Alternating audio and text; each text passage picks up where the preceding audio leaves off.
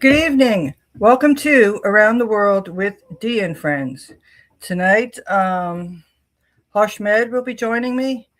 We'll be discussing Huckabee and the Palestinian-American family, his input, the West Bank, the crisis in Gaza, and actually crisis in the West Bank as well, and whatever else Hosh wants to bring up.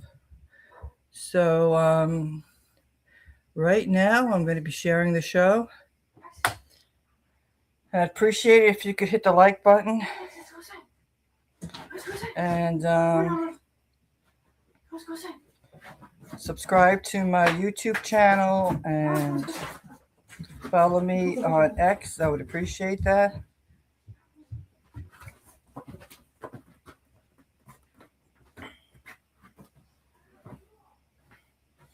And like right now, what I'm doing, like I said, I'm sharing the show around on social media to let everybody know we are live right now. And I just recently spoke with Harsh, and Harsh will be here.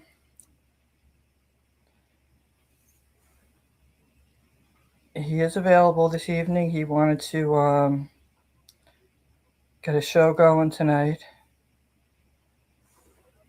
And yeah, Donardi's very busy, so he wasn't able to put a show on tonight. It's usually Wednesday night. We all know Donardi's very he's very educated on voting around the world, and he has usually a very educated presentation when he talks about what's happening around the world.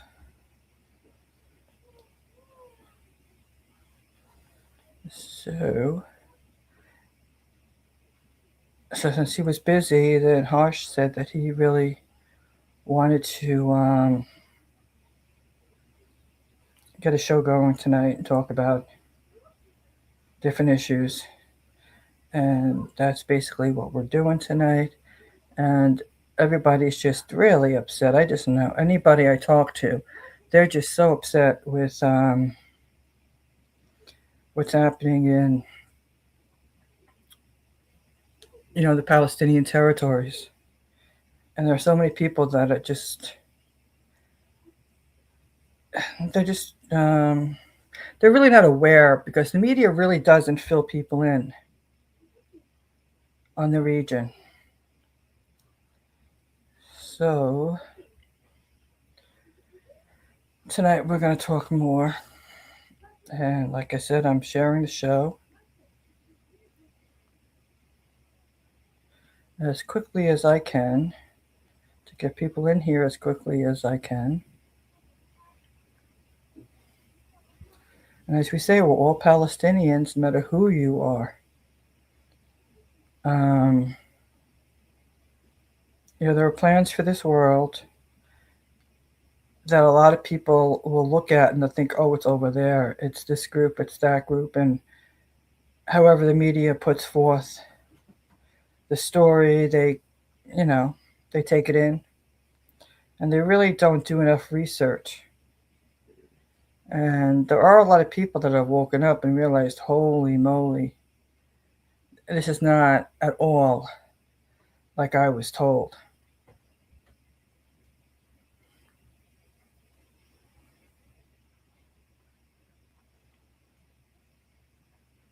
And, when I look at the issue with Palestine, say the Palestinian territories, and I often think because being a citizen of the US, election upon election, we constantly hear about, our Second Amendment rights, our right to bear arms, and people saying, screaming they're going to stand their ground and, protect their area. And then they'll listen to certain media and they'll be getting annoyed at, and questioning why the Palestinians, why, say, for example, well, why aren't people pressuring Hamas to disarm, or Hezbollah or this group or that group? And I'm thinking, wait a minute, you guys just recently said that, you would, you're standing arms. You wouldn't let anybody near your home, your town, your neighborhood, your state. You would fight, fight, fight. And I'm like, well, guess what, guys? The Palestinians are doing that. They're doing exactly what you would do. But a lot of the citizens, they don't have weaponry. They don't have weaponry like you do. So Hamas is there as a militant force that is there for the Palestinian territories. And that's just the way it is. They don't have an air force. They don't have a navy. So they have a militant group. They don't have the advanced weaponry or anything. They have what they have. So you expect them to give up the little bit that they have and just let Israel just go in there and take it all. You wouldn't do that in your town. So why the hell should they do that? And why should the Lebanese just give up Lebanon? You wouldn't do it yourself.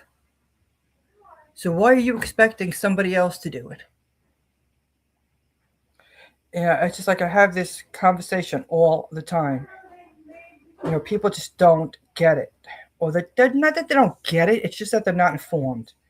Nobody really spells it out to them, and they don't do enough research to really look at the situation.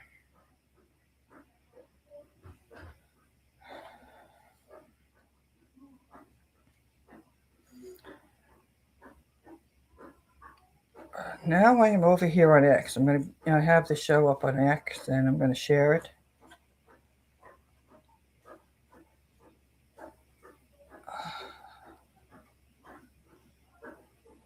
Yeah, I'll bring in more people, and Harsh should be stopping in soon.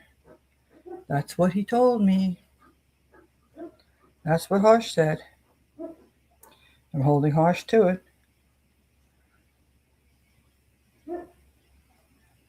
So like I said, I'm quickly sharing as quickly as I can.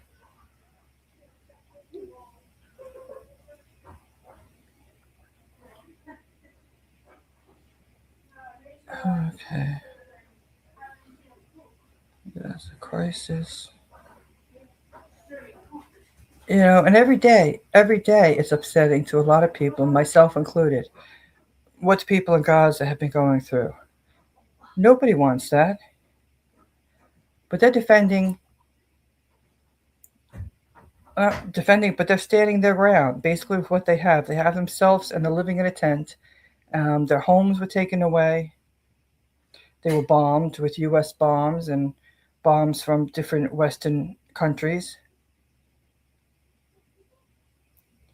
Israel's keeping food out.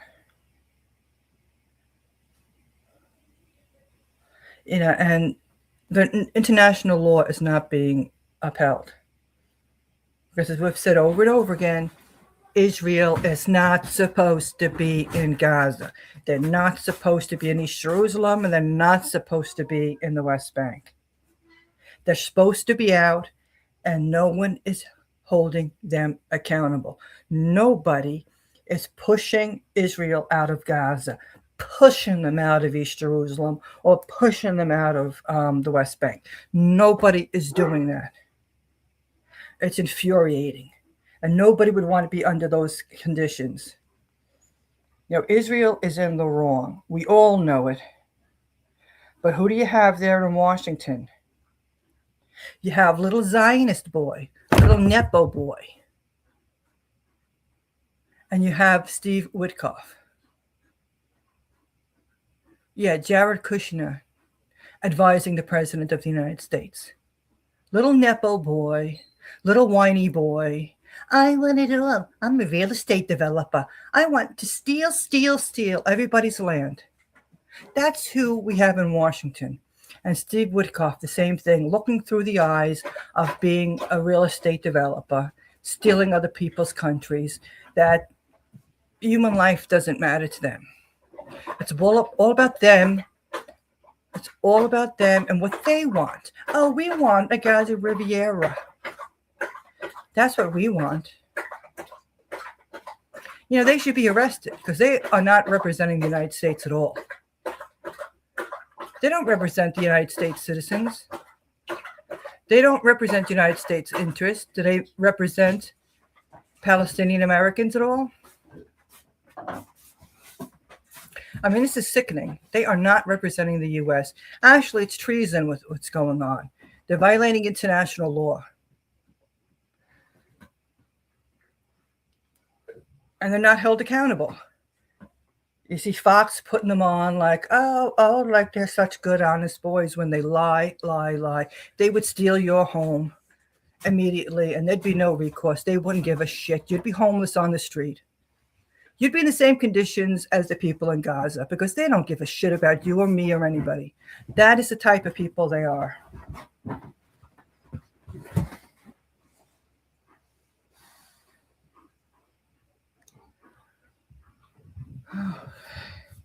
As you can tell, this whole thing just infuriates the hell out of me because no one gives a shit. We live in a country where they don't give a shit.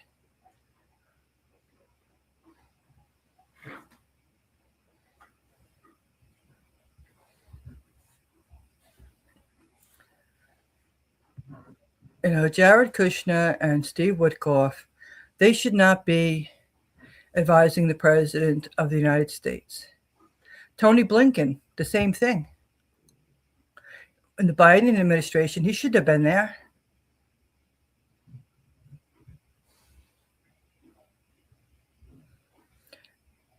They don't represent the United States. They're representing Israel and their religious beliefs. And it's really not religious beliefs, it's Zionist beliefs. Because they're not following the Torah. It's a political movement, is what they're following. And they always try to present it as Judaism. And Zionism is not Judaism.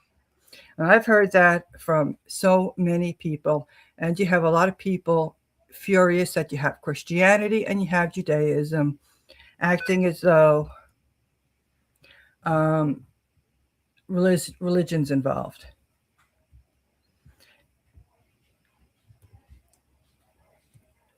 So here's everybody should just go around the world stealing companies and claiming some religion is telling them to do it. The day and age we live in, where there's capabilities to research things that we shouldn't be still talking about this, acting like Zionism has a claim.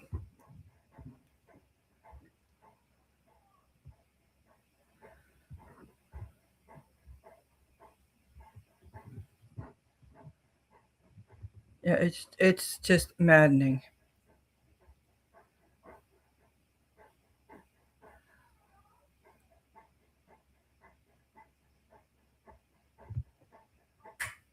Okay. I have this article that I'm going to present with Mike Huckabee.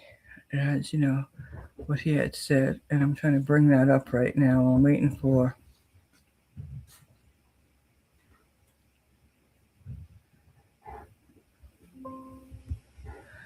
Harsh.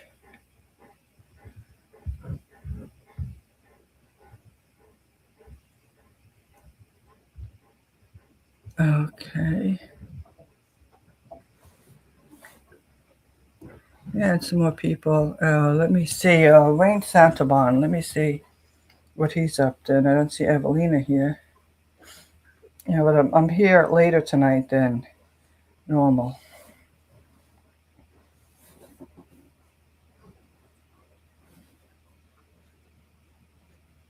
Okay. So I might have to just realize something. Pin this post here. Pin. And yeah, I'm doing everything later this evening.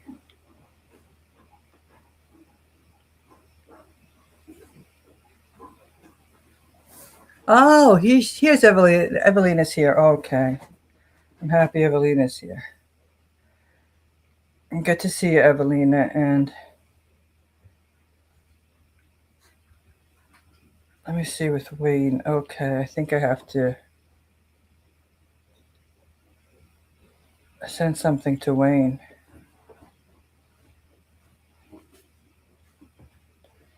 Let me see. Where's Wayne?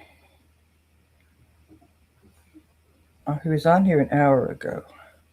Yeah, because, in Australia, they're hours ahead of us. Oops, that wasn't what I was looking for. Okay, let me.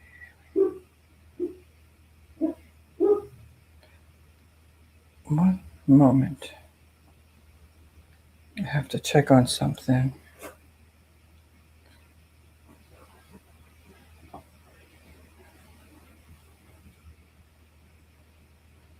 Just take this down. And let me go over here. I gotta send a link. I don't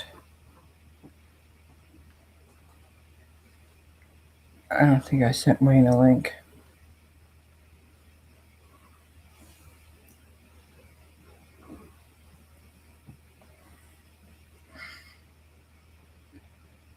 Okay, streaming a link to Wayne if he wants to pop in.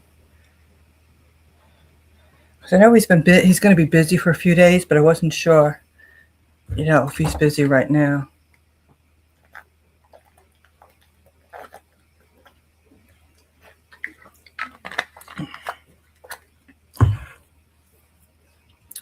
Okay, many people have been asking about Mike Huckabee and what he's been saying. So I found an article that we can discuss with Mike Huckabee.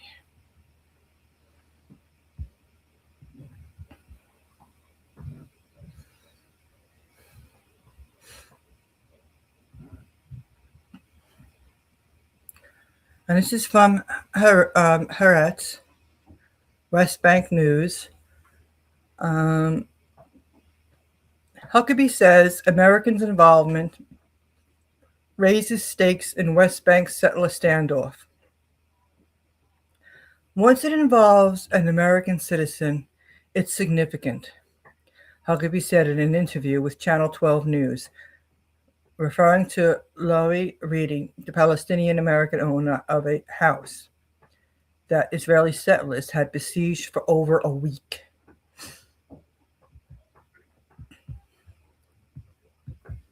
And stated August 18th, 2026. U.S. Ambassador to Israel, Mike Huckabee, said Tuesday that the involvement of an American citizen in a continuing standoff involving Israeli settlers in the West Bank village of Kusra made the situation particularly significant to the United States.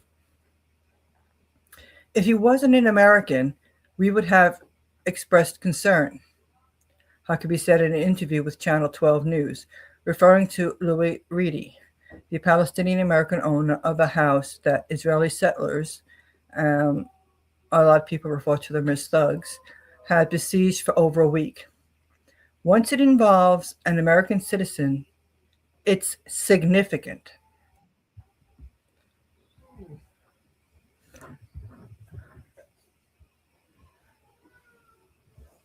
Here's Wayne.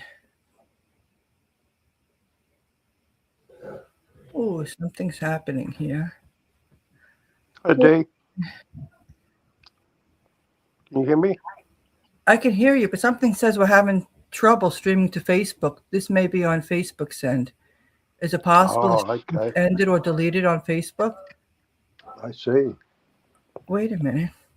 I think it's still on Facebook. Okay. I don't know what they mean by that because Evelina's here. All right. So let me see something. It should be streaming on Facebook. She just said frozen screen. It says frozen screen? That's what Evelina was saying. Okay, let me see something here, what I can do. Edit. Um, That's good timing. I just got back from the shops. okay. Went to get something to eat. Huh. I'm trying to put it up again.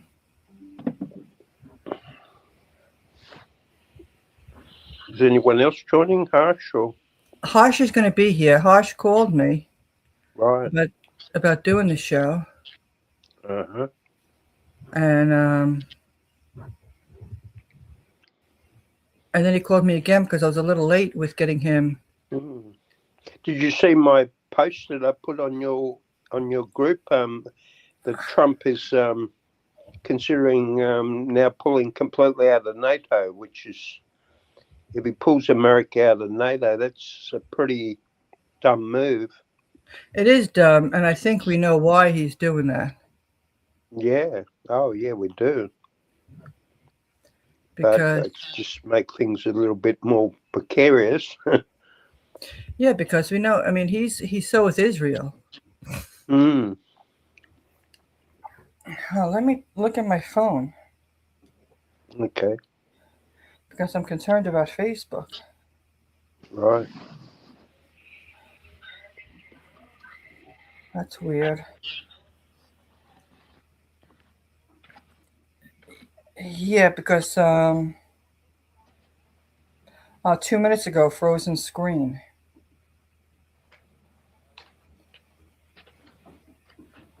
I don't know.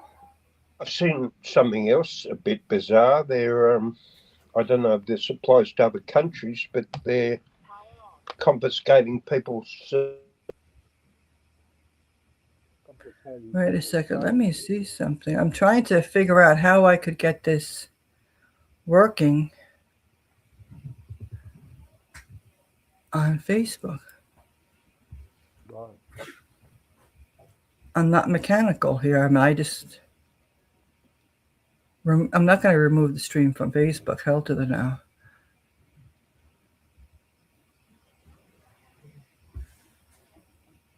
It's supposed to be live. I'm hoping it's still not frozen. Huh. Sometimes it goes out on YouTube too, doesn't it? Let me see. Let me take a look at it. How is your Facebook looking? Well, it doesn't come up my Facebook because I'm on the show. I don't know if I'm going to have to re-put it up.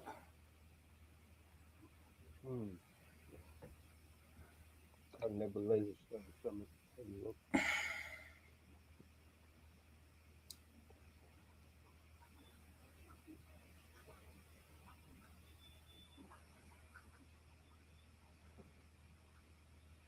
Let me see something. Evelina's just saying it looks like we have to start presentation again. What's that? Evelina just said something about starting presentation again. It stopped? No, starting present. She said you might have to reset it. Or reset it, reboot it, or something? Let me go into StreamYard here. StreamYard from my phone because I'm trying to do it here, and edit studio test. I don't want to do testing. Let me see something.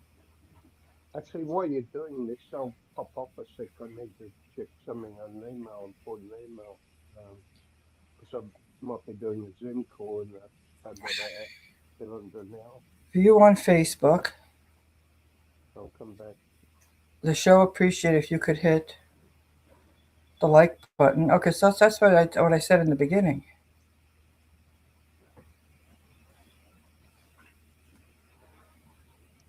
I don't know if it went off. Oh, was live. It says so. Oh, for heaven's sakes! I'm gonna have to re-put it up again somehow. Figure out how I'm gonna be able to do that.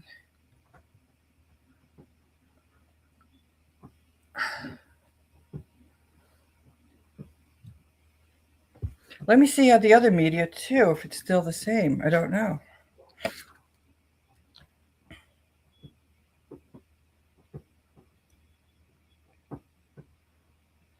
What the hell happened? I don't know why it went down. I'm not familiar with all this stuff. Let me see what's going on in X or any place else.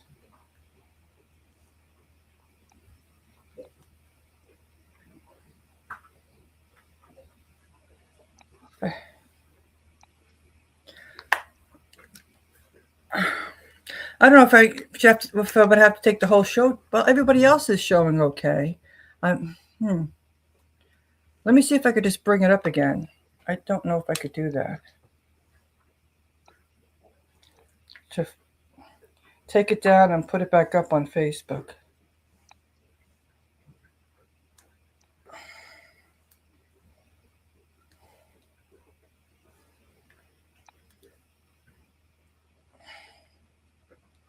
About to scream soon.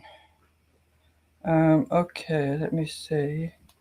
Trying to get off of this one area and into another area. Okay, let me go to StreamYard and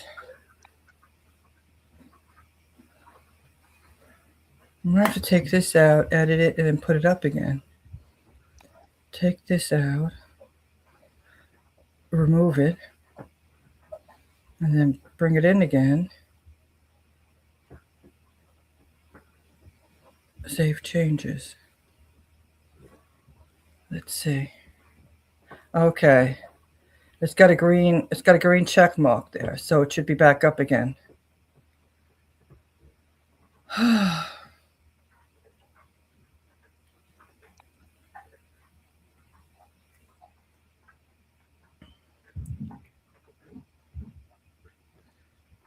I don't know why they did that, what the problem is. Let me call Harsh, see what Harsh is doing too while we're interrupting things.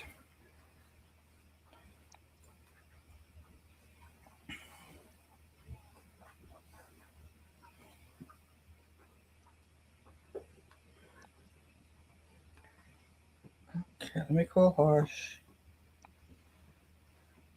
Recents. Yes, he called me today. Yeah, we're calling into Harsh.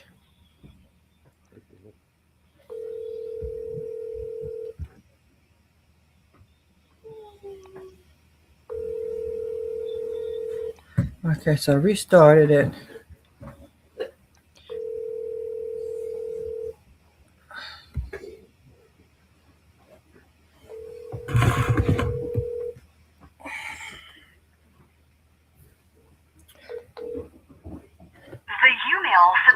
Okay. I was in the middle of reading that article too. I'm all over the place now. Let me look at Facebook because I'm going to have to share the new one out because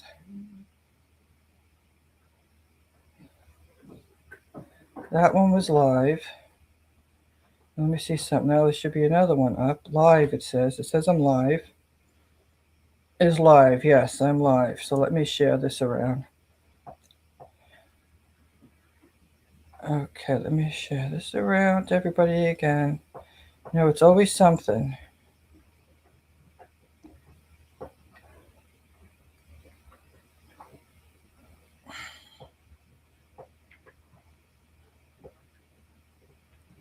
I gotta tag Evelina so she knows that I'm here again.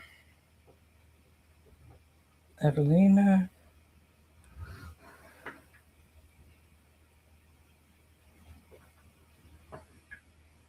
Okay. Here we go.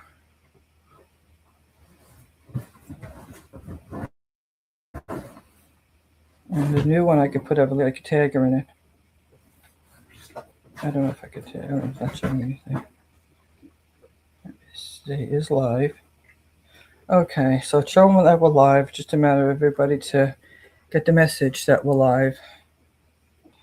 The other one got shared all over the place. Now I'm gonna have to do the same with this.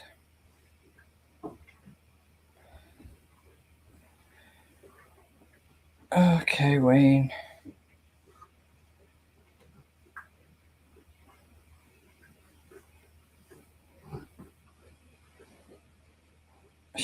sharing. Ay, ay, ay. I don't know if I said something that they didn't like. I don't know. I was just reading about Mike Huckabee. Um, he is the ambassador to Israel, so let me just share this again.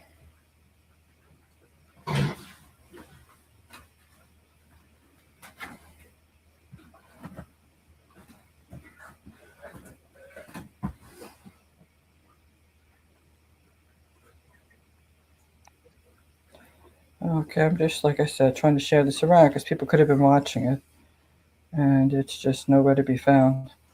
Okay, so I'm going to go back to this article that I started, and because you remember yesterday people were asking about that with Huckabee, what was going on with Huckabee. So this is what I want to get back to. So I'm going to just start it from the beginning since I. Okay, and this is from Haaretz. Huckabee says America's involvement raises stakes in West Bank settler standoff. Once it involves an American citizen, it's significant, Huckabee said in an interview with Channel 12 News, referring to Louis Reedy, the Palestinian-American owner of a house that Israeli settlers had besieged for over a week. So U.S. Ambassador to Israel Mike Huckabee in an interview with Channel 12 News on Tuesday. And this article is dated August 18th, 2026.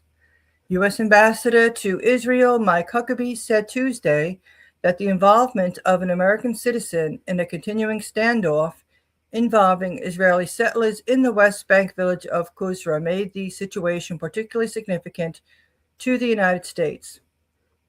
If he wasn't an American, we would have expressed concern, Huckabee said in an interview with Channel 12 News, referring to Louis Reedy, the Palestinian-American owner of a house that Israeli settlers had besieged for over a week.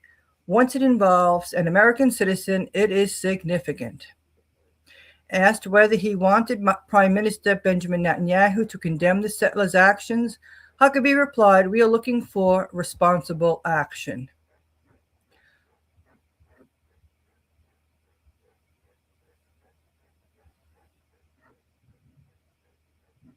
Get hold of her. On Thursday, Huckabee described settlers involved in the Qusra confrontation as Israeli terrorists. On Tuesday, he again defended his use of the term terror, saying the U.S. definition includes acts intended to make people afraid to live their lives. If you want to help the Jewish cause, the Israeli cause, don't do anything even your friends can condemn as an act of crime or terror, Huckabee said. Stop it. The comments came as Reedy returned to his Qusra property after settlers had established an outpost in his yard. The outpost was later dismantled, but the family says settlers have continued to move around the area despite an Israeli military closure order. And here it says Palestinian-American Louis Reedy, whose home in the Israeli-occupied West Bank has been encircled by militant settlers for more than a week, holds a U.S. flag before hanging it Monday. Reedy raised an American flag over the property after returning. The Reedy family has been under siege since last week after settlers established an outpost in the yard of their home. The outpost was dismantled a few days after IDF forces entered the area, but since then the settlers have continued to move around the area almost unhindered. I can't let the settlers steal my house while I was watching, Reedy told reporters at Ben Gurion International Airport after he arrived. He was accosted Tuesday by a settler on his property, despite the area being declared a closed military zone. You came to make a mess, the settler said in Hebrew as he approached, holding what appeared to be a Torah in one hand and filming Reedy with a mobile phone in an encounter filmed by Reuters, the only media outlet present. You are a terrorist settler, you know that, Reedy said, also filming with his mobile. An IDF vehicle drove by a few times before soldiers approached and spoke to the settler, telling him it was a closed military area. The soldier can be heard telling the settler, who had earlier threatened another Palestinian resident, "Don't make it uncomfortable for us. It's all being filmed here." The settler eventually retreated by the road before he was joined by two more settlers and did not respond to a question from Reuters on what he was doing there. Eventually, they ambled up the hill and out of sight. So it seems to be Huckabee basically saying that they basically, he says, meet the definition. They meet the definition of terrorist, according to Mike Huckabee.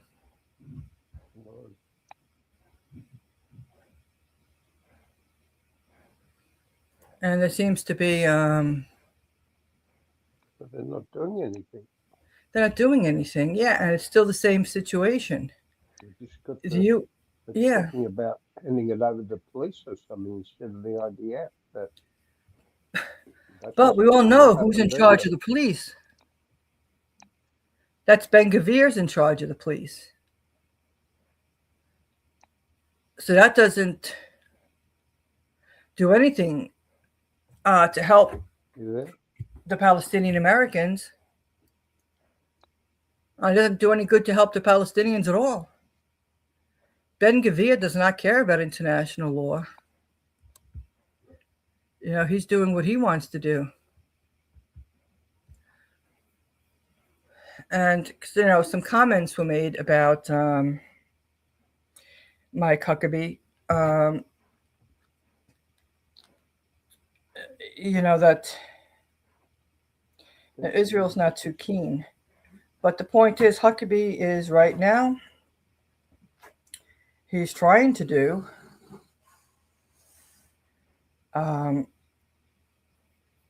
he's in a tight situation trying to do the right thing because they're not supposed to be, we all know they're not supposed to be in the West Bank.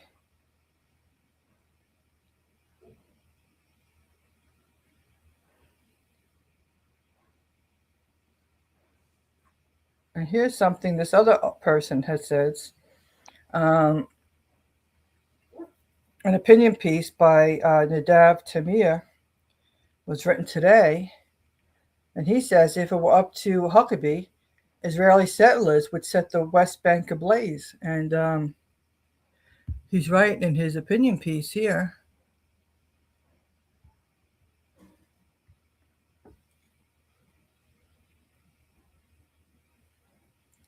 Okay, and this article says, while the Trump administration spends most of its time on the frozen talks between Lebanon and Israel in Rome, or trying to keep the 20-point plan for Gaza alive, it lacks the diplomatic resources and strategic vision required to realize that right under its nose, another front is developing, one of which could explode and send the entire region into another tailspin. Yeah, and just the fact that they said they wanted to, oh, Evelina's here. Hi, Evelina. Just the fact that they said that they wanted to hand security over to the police, handing it over to Ben-Gvir. That's absolutely maddening. You know, he's going to go in there like a vicious animal. You know, Ben-Gvir's handed out guns to settlers. He keeps handing out all these rifles and everything. It's just a crazy situation.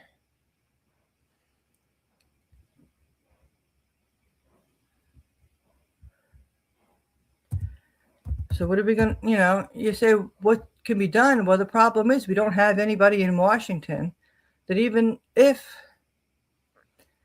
we say like Huckabee wants to do something, you got what are their name? You have the Trump, the Trump administration.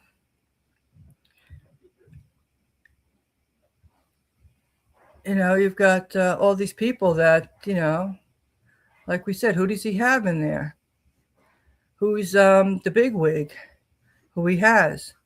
He has loyalists to Israel. He doesn't have any diplomat in there. Now, what we keep hearing about is, let me see something.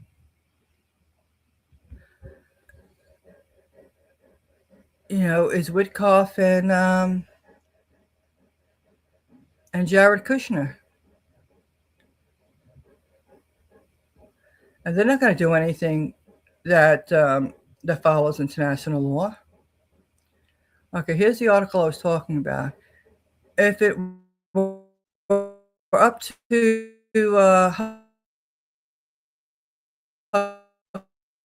Huckabee, Israeli settlers would set the West Bank ablaze.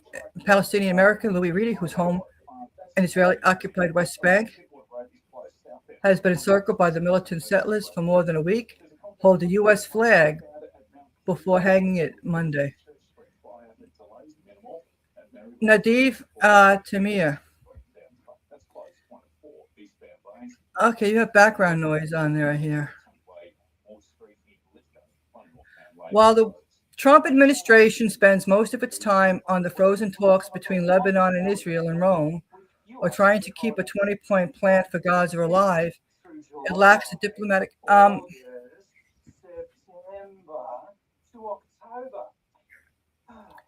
Wayne. September 1st, Family and Community Day, is a reset and reconnect because we all deserve a little more R&R. Wayne, I can't. I'm hearing your background noise.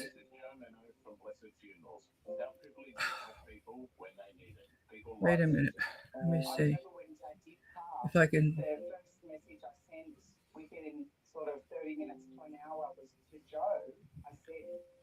Wayne, can you do something about the background noise?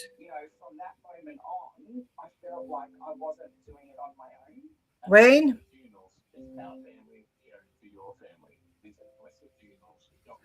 Okay, and Evelina says, more rifles now. Rifles had already been handed over to colonizer thugs last year. Yeah.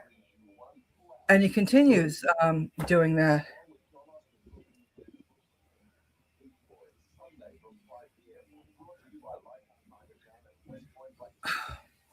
I don't know what to do because I want to read this article, but I have the background noise. I don't think Wayne hears me. Wayne, you could enjoy a multi-policy discount when you take out 2 or more eligible. I have to take him off the stage because I want to read this.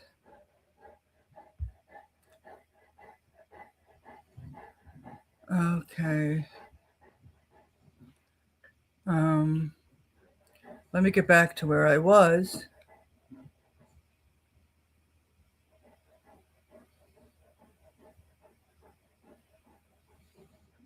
Okay, let me start this over because there was too much noise. I couldn't think. And this is Haaretz. If it were up to Huckabee, Israeli settlers would set the West Bank ablaze. And that's by Nadav Tamir. And it was written August 19th, 2026, Israeli time. While the Trump administration spends most of its time on the frozen talks between Lebanon and Israel in Rome, or trying to keep the 20-point plan for Gaza alive, it lacks the diplomatic resources and strategic vision required to realize that right under its nose, another front is developing, one which could explode and send the entire region into another tailspin. At present, the settlers are conducting a trial run in the West Bank village of Kusra. This is no longer intermittent harassment, but insistent move to promote an actual transfer. Kusra is just the first stage. When it succeeds, there will be many more Kusras. There are no longer any expectations from the Israeli Defense Forces. Although Central Command head Avi Bluth promised the besieged Palestinian families to evacuate the intruders, in practice, nothing is happening. At best, the army is carrying out a show of evacuation. In worst cases, the soldiers assist the intruders, pray with them, and convey the message that the settlers are not acting on their own, but on behalf of the government and perhaps of the military as well. If we thought Washington understands the severity of the problem, it was in fact the American response that clarified the extent of this administration's failure to comprehend the situation. The U.S. Embassy in Jerusalem is deeply involved, and the IDF and police arrived at our request to evacuate the Israeli terrorists, tweeted Ambassador Mike Huckabee last week. He, of course, forgot to mention that immediately after the evacuation, the Israeli terrorists returned with reinforcements. Huckabee only bothers to pay lip service regarding the West Bank when American citizens are among the Palestinian victims or when a church is torched.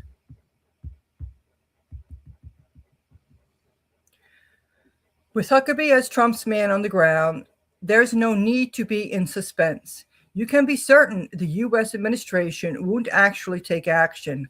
Huckabee is no less the settlers' ambassador to the U.S. than the U.S. ambassador to Israel. We can rely on the favorite of Samaria Regional Council lead Yossi Dagon to ensure that the picture he conveys to Trump doesn't show even a fraction of the problem developing in Kusra and Area C, the area under full Israeli control, covering about 60% of the West Bank, a problem that could erupt across the entire West Bank. Prime Minister Benjamin Netanyahu understands that the perpetual wars help him to remain in power. Therefore, he'll continue to promote the unrest in Gaza and Lebanon, of course, with the obliging assistance of Hamas and Hezbollah. That's also why he's interested in igniting the West Bank and, if possible, bringing back the Iranian front as well. The settlers invading Kusra, Jalud, and soon many other villages understand full well that the weak condemnations from government members and army commanders, as well as the ostensible evacuations, are no more than lip service. They understand that their political leadership, led by Netanyahu, is interested in having them continue to riot, abuse, sow violence and chaos, and expel in the hope that someone on the other side will also respond, and the result will be another bloody outbreak. The big difference between Gaza and Lebanon on one hand, and the West Bank on the other, is that in the West Bank, the explosion can still be stopped. But that won't happen if Trump continues to remain silent. If his envoys continue to focus on Gaza and Lebanon, while ignoring what's happening in the West Bank.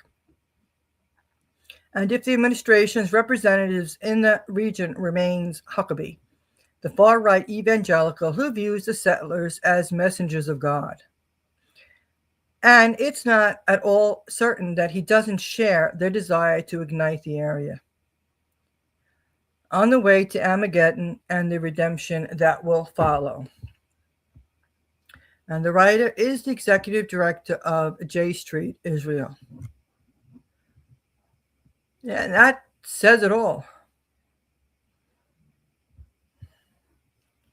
And the world just watches. The world watches and doesn't do anything. The constant condemnation is infuriating. We're always hearing the good old condemnation.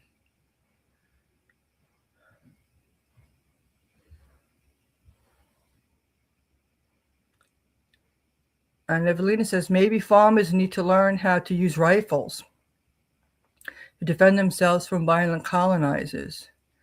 U.S. farmers have rifles and use them to prevent theft. Absolutely. And the thing is that, it's hard to get guns to the Palestinians. Over the years, and we've seen the constant invasions and the confiscation of, if there is any weapon.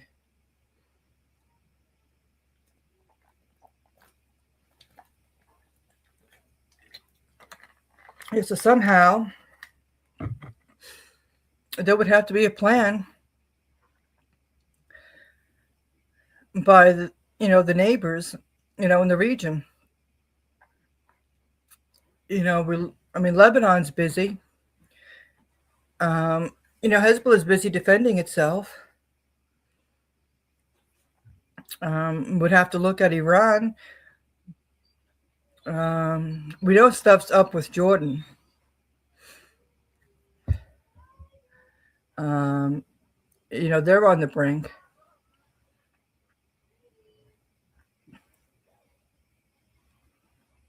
Yes, or bodily harm to protect their. U.S. farmers have rifles and use them to prevent theft, or bodily harm, also to protect their families. And something, that's something the Palestinians should have the right to do.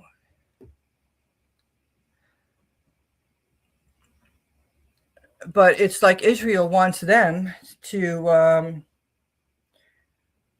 not have any weapons. Israel has all the weapons. They control everything. They control all the food that gets into the West Bank, the water, electricity. They control everything. Like we said, the West Bank is under Israeli occupation.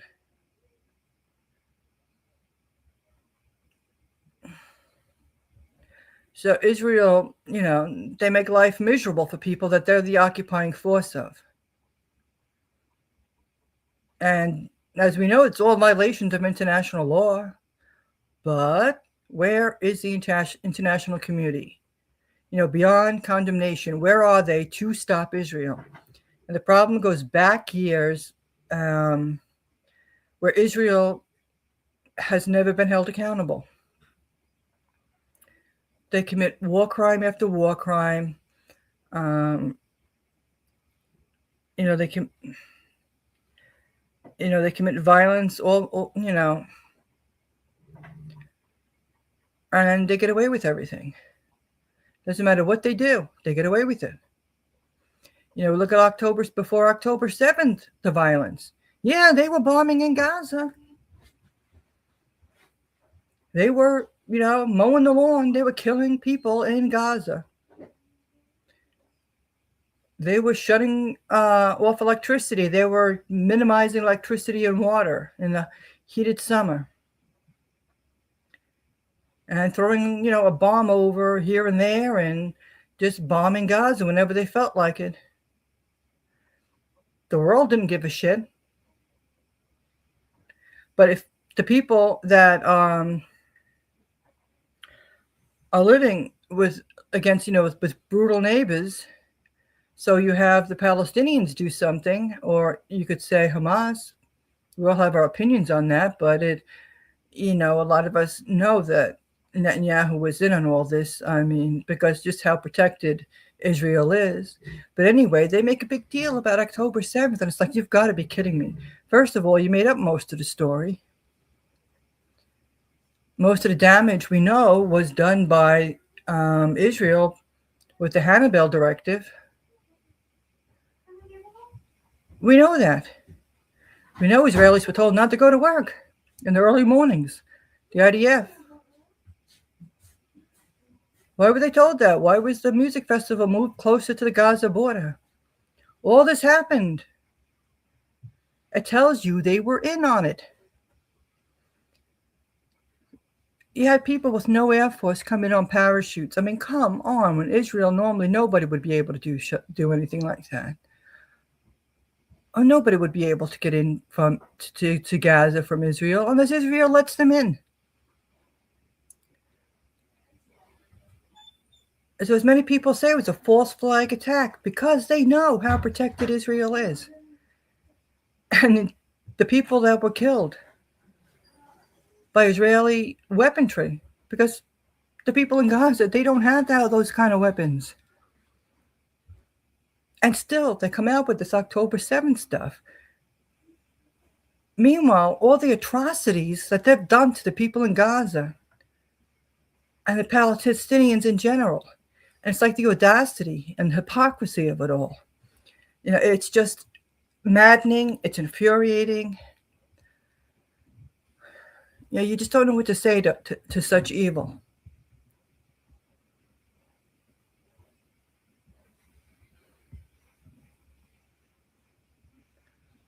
Okay.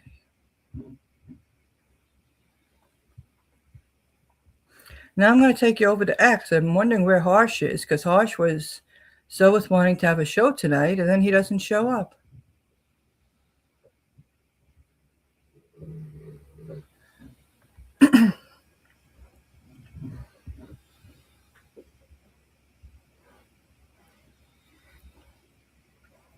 Okay, I want to check on something. Let me see something. Never mind. And again, here they are abducting people. Israeli occupation forces abduct former Palestinian detainee Bilal Maskawi while storming the city of Qualiglia in the occupied West Bank. And this is what they do all the time. Abducting 2 more people.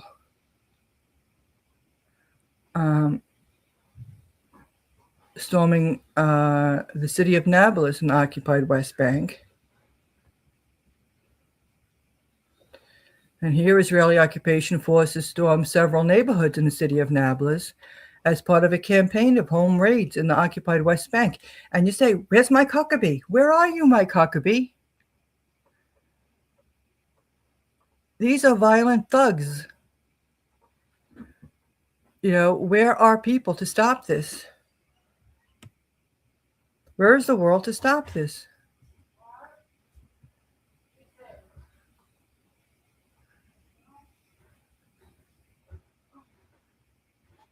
And they abducted another person after storming his home in the occupied West Bank. You know, this is what they're doing. And every day we could come on here and you could see the same thing of people being abducted and, you know, homes being raided and nothing's being done. And here's southern Lebanon, the violence, you know, airstrikes. And you're like, well, where's the U.S.? Just sitting by and doing nothing. And here's a boy, and he was abducted. They stormed his family home. You know, they're abducting people all over the West Bank. And we're like, well, where is the world for this?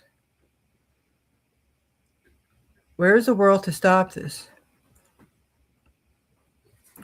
And you don't think it could come to your town. Look at this violence. Israeli settler gangs stormed Kirbet Samra in the northern Jordan Valley, northeast of occupied West Bank. Yep, that's what they're doing, and it could come to a town near you. You know, I know IDF are, the U.S. invited them here. And we have, American citizens, U.S. citizens in the IDF. How safe do you feel with that? It's crazy. Okay, let me see something. I want to see. I saw something else I wanted to. It's one person after the other being abducted, and no one's doing anything. So you have all these hostages, and I don't see it all over TV screens here in the U.S. about Palestinian hostages abducted by Israel. Why isn't it all over the news to release the hostages? I don't see anything about releasing Palestinian hostages on U.S. media or any Western media at all. You don't hear it being brought out in the UK or anywhere. Nowhere in Europe. Release the hostages. Release the Palestinian hostages. They don't say a word. Germany, France, and the United Nations have condemned remarks by Israeli far-right National Security Minister Itamar Ben-Gvir advocating the daily killing of Palestinians in Gaza, calling them unacceptable and beyond the bounds of humanity. Well, words and words and words. Germany, France, and the United Nations, they condemned. Is that going to stop Itamar Ben-Gvir? It's not going to stop him. It doesn't stop Israel. They condemn. So what? Suppose that was your family member. I mean, this is evil, beyond evil, what Israel's doing. Yeah, Ben-Gvir calls for nightly killing of Palestinians in Gaza. And nobody's going in to Israel to stop Israel. Any other place the U.S. would be invading to stop them. Why isn't anybody doing anything to stop Israel?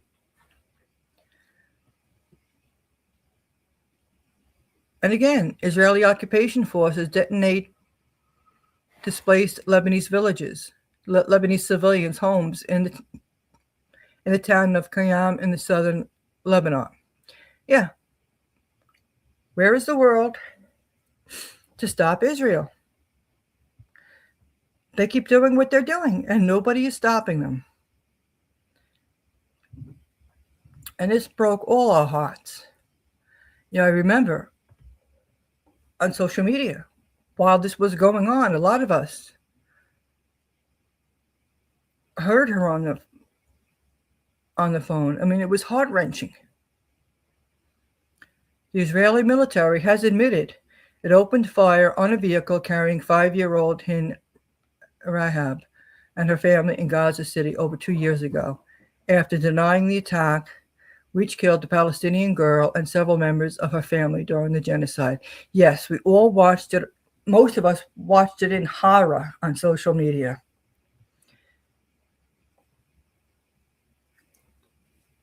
Israel doesn't look at this as being horrible, because this is what they do. They would do it to you, me, or anybody else. They don't value human life. They don't care. They don't care. Look at what they do to their own people. All these wars, young people having to fight these wars. I don't agree with what they're doing, but these young lives are being either slaughtered or they're psychologically and physically harmed. And now they're calling in, for more. They want more people. They don't want religious exemption. So there can be more people be harmed mentally and physically or being totally killed. So they don't value the lives of their own citizens, of their own people.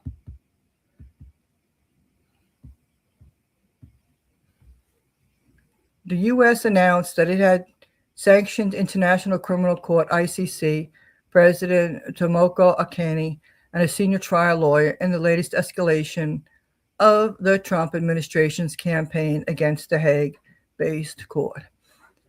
This is so ridiculous because the U.S. was all in on an ICC investigation for Russia. They had no problem a case against Russia. Well, Israel's done a hell of a lot worse. And the U.S. is defending it. What a bunch of hypocrites. It's sickening.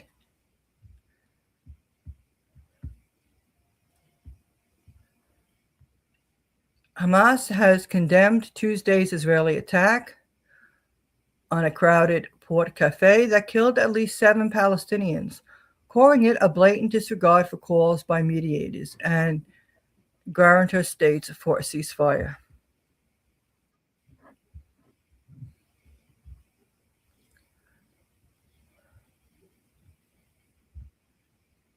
Oh, it looked like Harsh was trying to come on here. It wasn't working. This was horrible.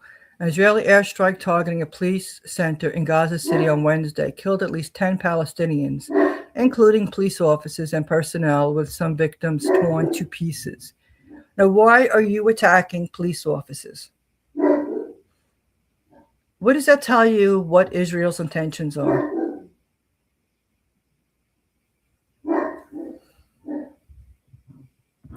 I mean, this is horrific. Suppose this was happening if some country was doing this to Israel. Then, the media would be all infuriated. Oh my God, poor Israel, poor Israel. But here in Gaza, you don't hear the same. It's infuriating.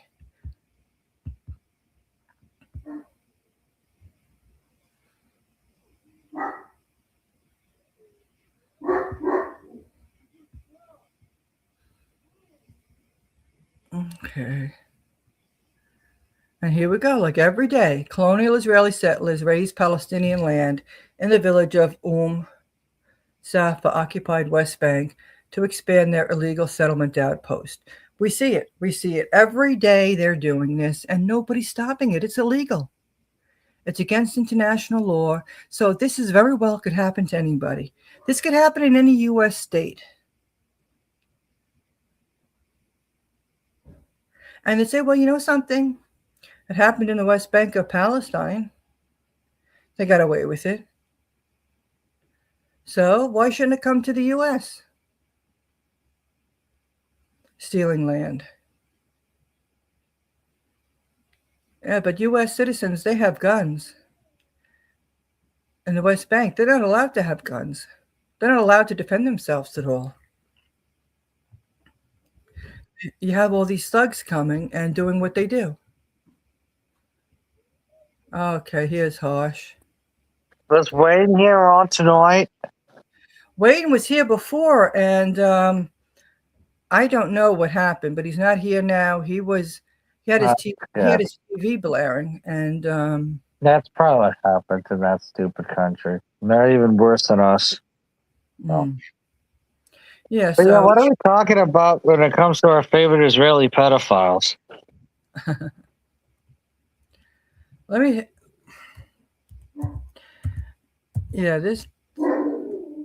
to put Ben-Gvir up. Ugh, so gross. I know, right? Why would you do this to me? What's wrong with you? I don't talk about your personal life. Why do you have to see Ben-Gvir? Here he says, I promised to pass a death penalty law for Palestinians, and I did. I did it. Now I'm building a facility to execute them. I'll put cameras in, and it will be possible to watch them die live. Itamar Ben-Gvir, genocidal minister of Israel, is building extermination camps for Palestinians where he will install cameras to watch them being executed live and will allow visits to witness their deaths. This criminal is in the reincarnation of Hitler, a historic psychopath who wants to turn the death of Palestinians. He's actually worse than Hitler. He is. That's what I was thinking. The same thing. He is worse than Hitler. Like Hitler at least had like a mission and a plan. This guy's just a genocidal maniac. Yeah, he is. And his mother, when she was a teenager, she joined one of the gangs, the Zionist gangs. Yeah. And then, she got married and, motherhood took over. But still, that genocidal instinct. Yeah, Ben-Gvir is so gross. He's so gross looking, too. Like, he's just such an ugly piece of shit on the inside and out. He is. And they want to turn over the West Bank. This is why, I don't even, this is why I have to look at everything that happened in World War II in a different light. It's hard for me to believe World War II happened the way it did when these idiots are still alive. So. Right, when you see somebody like him, and all those people that are like him. All right, so what's the name of this a fucking Huckabee thing? Oh, Huckabee. I read about Huckabee. Besides the fact he's fat, ugly, and a Jew worshipping loser, what else is this? What else is the thing with Huckabee? Oh, Huckabee, like this. There's a really good article. I just read it, Okay. and he's Huckabee's saying one thing, but they know he's lying. I mean, he's saying, like they said, Huckabee, is calling them terrorists and everything else, and that he stands up for the Americans that are there. Oh, look at that. Yeah, Huckabee's such a terrible person. Yeah, because he's saying this because it's a Palestinian-American home, but Yeah. the whole West Bank, he's done nothing. Yeah, he's actually done nothing of any like decency. He's very worthless, actually. Yeah, let me just put him up on Mike Huckabee. I don't want to. Fine. Let's see that fat bastard. Yeah, because that was a good article. The one person wrote in Haaretz. That Huckabee, if he was going to be there to do something, he would be doing it. He hasn't done anything for anybody. No, he's a terrible person. Yeah, who let the whole Nagila Hava, Nagila Payment to Baha. Because like Huckabee, he's with the settlers really, because he's looking at it bringing in the end times. Yeah. He's so fat. Yeah, U.S. Ambassador to Israel, Mike Huckabee, continues to humiliate the United States in front of the world.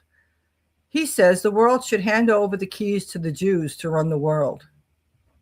Oh my God. There are only so fat and stupid. Like, how does he actually say that with a straight face? And listen to this.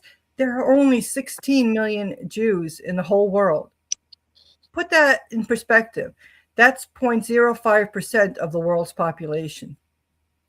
So if the Jewish people, representing a tiny, tiny minority, are so good that they are taking over the whole world, the banking system, the entertainment world, the military action, if they are doing all that with that few people, maybe we ought to hand over the keys. I say that tongue-in-cheek. Oh, of course. He's such a... So he's using like Nick Fuentes talking points. Okay. I got to deal with them. Good God. Let me put this on. God, this is so stupid. So Mike Huckabee is using like parodies from Nick Fuentes' podcasts. What a loser. That ugly loser. 10 million people, 8 million of them are Jews. That's half the Jews in the entire world. There are only 16 million Jews in the whole world. Put that in perspective, that's 0.05% of the world's population, not 0.5. 0.05% of the world's population. Yeah. So if the Jewish people, representing a tiny, tiny minority, are so good that they are taking over the whole world, the banking system, the entertainment world, the military, science, if they're doing all of that with that few people, maybe we ought to hand over the keys. Now somebody will say, oh, there he goes. He's now voting for the Jews to take over. I say that tongue in cheek because on its face, it's absurd to think. It's ridiculous. That is what's happening here. But what I would say to them is, if you hate the Jewish people, take a good look. He's such an idiot. He really is. Well, it's good to see you said the quiet part out loud. Well, you should hand them the keys and let them do what they're doing. Oh, here it is. Yeah. U.S. Ambassador, Huckabee says Israeli settler violence in the occupied West Bank meets the definition of terror. Yeah, but he doesn't do anything to stop it. Yeah, his waistline expands, so does the genocide. So. Yeah, let's hear him say. When you engage in activity that is intended to change the behavior and to create fear in an individual, an entire society, or a community, that is the definition, the historic dictionary definition of terror. So I don't know what else to call it. The tragedy is that this represents a tiny, tiny minority. And when it happens to an American citizen, as it did recently, then it is our responsibility as an American embassy to engage and to be as strong as we can be in saying, this is unacceptable behavior. They are hurting Israel. They're hurting its reputation, and they are hurting the Jewish people. You know something? They've been doing it, and you've been okay with it. When you engage, He hasn't stopped him. Yeah. Oh, I think he's kind of worthless. I don't really care what he has to say anymore. He's so worthless. yeah, he's such an He's so fat and worthless. Like, can we just round up all the Zionists and send them to a labor camp? I'm so sick of these idiots. So they condemn. This is what it drives me crazy when they say. See, this is why I don't even like doing these podcasts, because it's the same thing we keep talking about. They condemn, they do nothing. They say they promote genocide, nothing changes. It's like they promote genocide and we're supposed to be silent. It's so stupid. Like, I'm so sick of these demonic pieces of shit. I really am. Can we just rile these idiots up and expel them from Western society? I'm so sick of them. Why do these people have to live? Seriously.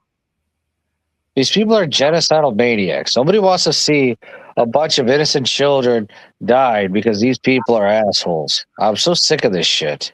Right. God, it actually like angers me, but it's also like bores me because I want to see all these like Zionist pieces of crap routed up and tried in front of the hog. And that's me being politically correct. Because honestly, I would not mind like reopening some of these, camps that Hitler had open and just putting them there. No, this whole thing is crazy. Let's just look at this. This is your kind of language. What does that fat bag of diarrhea like?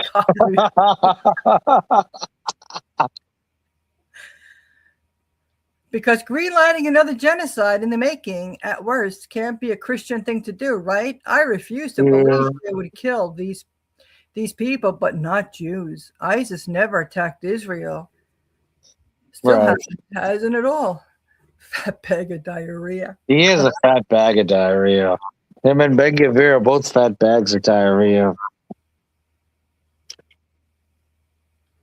Now, can you imagine how sick you have to be to tear gas a kindergarten? That's very sick. Yeah, Palestinian children suffocate and cry after Israeli forces fired tear gas at their kindergarten in the village of Al-Rashada near Bethlehem in the West Bank. I could never even fathom that. Kindergarten children. Yeah, this is what they do to kids. Imagine being 5 years old and just. And that's what you learn about tear gas. Well, these poor kids, what they've been going through. Imagine being 5 years old or 6 years old at the most and just worried about that. I mean, that's so disheartening. Mm-hmm. That's so horrific. Like, no parent ever puts themselves in a position where they expect that to happen or they anticipate. I mean, that's horrific. Mm-hmm. Nobody ever does that.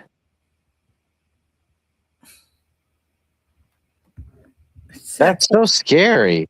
It's sick and it's scary. It's scary. These poor kids. All they're doing is going to kindergarten. They're children. Yes. They're going to kindergarten. And you have these assholes firing tear gas at kindergarten kids. You know what? What if we just round up all these idiots and just send them to these IDF idiots and just send them to the nearest gulag? I'm getting kind of tired of this. I can't wrap my head around children dying like this. No. I don't care if they're 5 years old or 12 years. I just can't. Anything under the age, I really can't. It's bad enough when they're adults, but they're children. Because I'm just thinking about my life when I was a child. Mm-hmm. And I'm like, that would have been such a horrific situation if that happened, And I'm just like, children. I can't do this. No. And where's Mike Huckabee? Because this was the West Bank. Where's Huckabee? I mean, imagine being 5 years old. I have to worry about that. Mm-hmm. You have to worry about these people just barging into your house, when you're sleeping at night. I mean, when does it end? You have a parent or a sibling taken away for no reason at all. I mean, it's scary shit. I mean, the closest thing I've ever, thankfully in my life, the closest I've ever had to deal with is if, like, like a tornado warning or something. Mm-hmm. But that was about it. I went to school or went to college, like whatever. But like, I don't. I mean, that's so scary and horrific. Mm-hmm. And I'm like, well, where's my Huckabee? Where's the U.S.? Where's the world? I mean, this condemnation, you don't know what to say after a while. It's disturbing. Yeah. It's alarming. See, now I wonder how these parties are going to do. It has 3 Israeli Arab parties announced joint slate ahead of Knesset election. Wouldn't that be great if they had had more power in the Knesset? Yeah.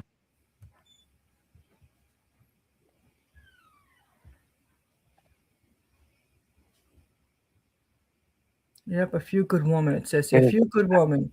Photos of Israelis protesting the war while most stay silent. I just can't imagine a school full of children just died. Can't imagine that. Just like someone wanted to kill a school full of children. Yeah. Well, it's what happened in Iran or what happened in Gaza. I can't wrap my head around that. Right, and what's really sick is that these people that commit the violence, they'll go home to their own families. They'll sit around, have dinner, whatever. They'll kiss their kids. Yeah. Like, I can understand, okay, well, if a child doesn't have their parents, should we let them, should we put them out of their misery and let them be abused by the system? I can understand that logic, but that's not the case over there. Yeah. That's not the case anywhere. And they're not thinking like that no matter where they're at. They just want to kill people. And it's like, I just can't wrap my head around children dying. Right, and just adults dying is like one thing, but children. Right. Like little children. Right. What did a 7-year-old do to deserve to suffer? What did a 6-year-old do? Like, right, nothing at all. They're kids. The kids get up in the morning, they go to school, and then there you have Israel showing up. What did an 8-year-old do? Like, what did anyone do to deserve that? Absolutely nothing. The fact that they weren't born in Israel, I mean,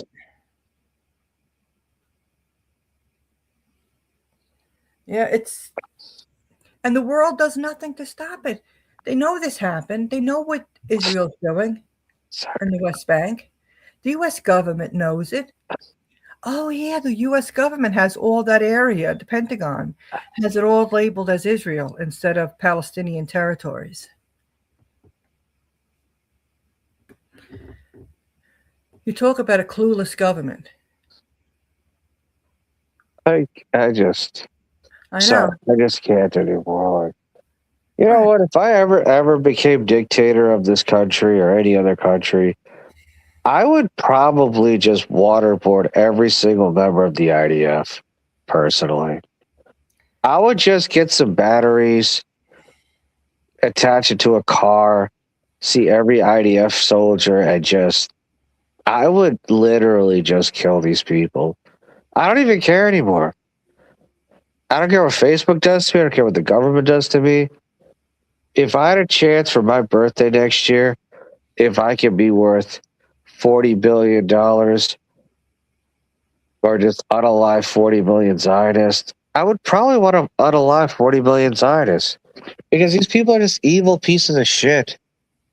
And the fact that you do it to children is just such a horrific level of evil. I just can't wrap my head around. Right, and that level of evil, and the thing is, I mean, what type well, of evil do you have to be okay with that? And to joke about that and to be happy about that. right, they post it on their TikTok and everything To else. do that to a child. Yeah, this is what they do to kids. And they don't see a problem with it. And they share this They stuff kill on children, they TikTok. rape children. Like, how do you do that to children? How? They're children. No child deserves that. No, kids don't. No child deserves that. And this is where it's infuriating that the world doesn't do anything.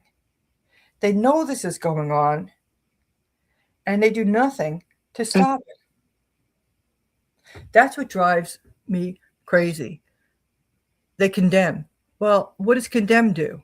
It does nothing. It does nothing. And then you have some people complaining about anti-Semitism. Well, change Israel's actions. The more this goes on, the more evil Israel does, the more angry people are going to get. And they're angry at the Israeli actions. It's the Israeli government's actions that infuriates people. And it's the IDF that these people do this, like you said, to children, to families. This is what they do. And they should be held accountable for their actions. And they're not being held accountable. And more kids are suffering. And more children will continue suffering. And there you have Smotrich. Can't imagine. What about the pedophile Smotrich? Yeah.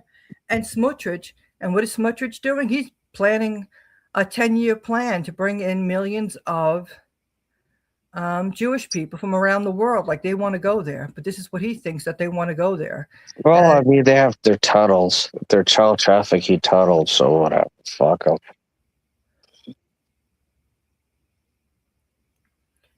So here's more. So to say harsh this, we don't have health care for all here, but Yeah, I know. This is a country built on death and degeneracy and destruction. So fuck it. I don't even care. Yeah, the U.S. provides another $206 million for Gaza force. Gaza force, despite deadlocked peace plan. Mm-hmm. So it's sick. Yeah. Israel's divided and divisive unity camp is great news for the opposition. I mean, it's sick. It is a sick society. It is a sick society. It's sick. It's horrific. I love how Evelyn and I have switched places tonight. She says, well, don't you know, Harsh? They grew up to be terrorists. It's preemptive measures. I'm like, oy vey, don't you know? Don't you know? We just protected ourselves from a bunch of children. They're going to kill us all. It's just, I don't know. I just can't anymore. It's just. Oh, this is rich. Netanyahu hopes warning Turkey against military expansion in Syria is enough. Meanwhile, Netanyahu is the one that's expanding into Syria. Yeah. Meanwhile, he's talking like Turkey is. Turkey doesn't even care about expanding. They just want to be whatever. Right. All Erdogan wants is to make sure that he gets to leave on his own terms. Erdogan's a very simple-minded person when it comes to maintaining power. He's just like, I want to be in power. I don't want to be overthrown by the government. I don't want my government to be overthrown, and that's it. All right. The last time Erdogan gave a crap about anything was when some like Turkish guy in Pennsylvania named Gulen in Eastern PA was apparently trying to overthrow them, trying to overtake Erdogan. And then Gulen had to say, no, that didn't happen. I was just eating cheesesteaks and living life. I don't know anything about this. But, like, Erdogan doesn't care about any of this stuff. He doesn't care about expanding the country or any of that. Right. And the guy's been in power for 25 years. He doesn't care about this stuff. He just cares about maintaining his power, maintaining his order, and nobody talking shit about him. That's it. Exactly. And then there was somebody from India was saying something. So who knows what Israel's telling India? Because what did it tell India? Because this guy, an old military person from India, yeah, was saying Turkey better watch itself and not try to expand into India and shit like that. Like Turkey's going to want to expand into India. Are you nuts? How the fuck would that happen? They both have nukes. Yeah. So you know the U.S. and Israel, they're planning something against How Turkey. the hell would they? No, how the hell would Turkey would try to expand through India? Like, what are they going to do? Go through the entire Middle East and then expand through India? Makes no sense. Like, what are they going to do? Take over Sri Lanka and Nepal and then try to expand through India?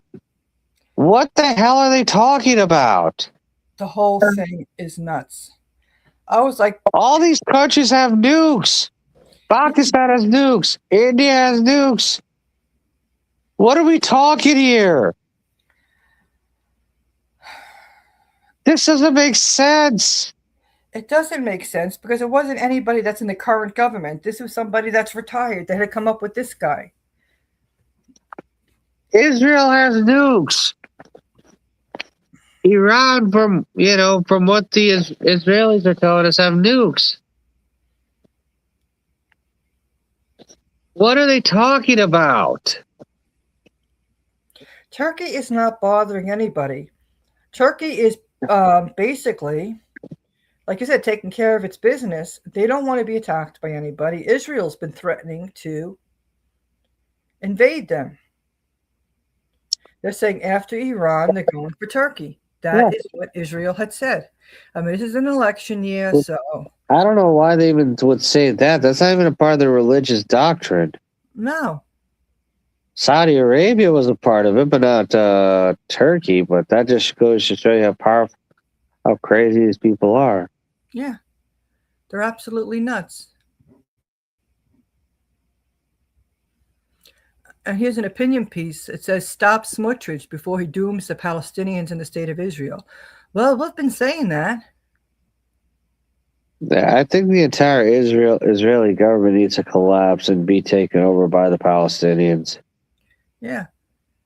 So this article says, who will Bezalel Smotrich, the leader of the settlers, and their representatives in the cabinet succeed in defeating first through his decisive plan, the Palestinians or the state of Israel? It's just a scary thought. It is. You see, and this is the thing. He's not wasting time. As we see, he's in a hurry because he knows the time is limited to do this. Yeah. He has competitive bidding going on, competitive bidding process or tender issued by the Construction and Housing Ministry this week for the construction of 1,200 homes in E1 area located between Jerusalem and Ma'ale Adum. It is designed precisely to do that. It is also designed to appeal to his settler constituency ahead of the election. The deadline to submit tender offers is October 19th, a week before the polls open. I just can't anymore. This is every evil out there. People love killing and raping children, and nobody does anything about it. No. So I can't even talk about these things anymore. It makes me angry, but it also makes me so sad. I just want to just unalive all these people who are a part of this. You know something? And this is what happens when we look at history. When somebody, it doesn't matter, any country is doing so much evil, and they continually do it, and nothing gets done. The Third Reich never did this type of evil. And what happens, people get infuriated. And this is where, instead of handling a situation early on to stop it, you get full-blown outrage. Israel's, is going to be doomed because of everything that they're doing. And here's another thing.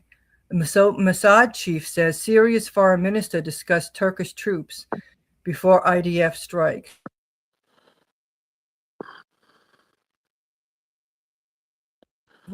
See, they're trying to get Turkey. Yeah. This I agree with. That they're Nazis. If Hamas, Hamas is not terrible, the IDF is. It says here, if Hamas terrorists are Nazis, why doesn't Israel treat them as such? Yep. I mean, how could Hamas be Nazis? How the hell? They don't have.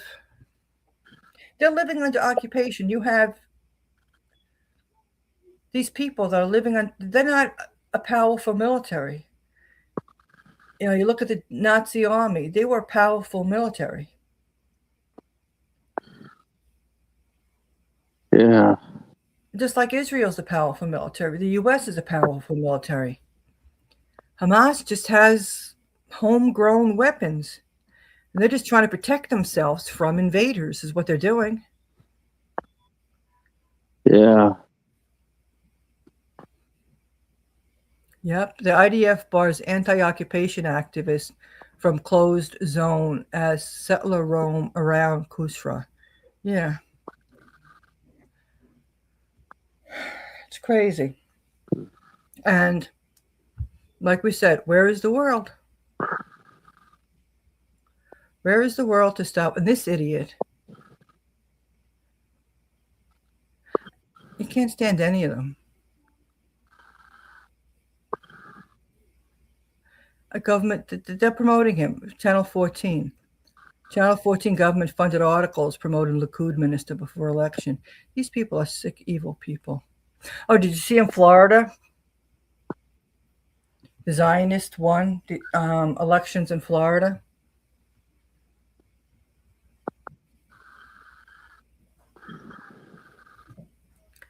And they were all excited.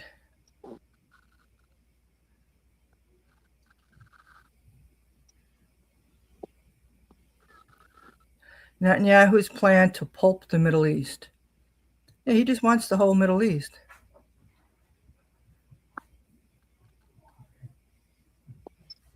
Okay. And yeah, Germany's Merz condemns Ben-Gvir as his allies say sanctions long overdue.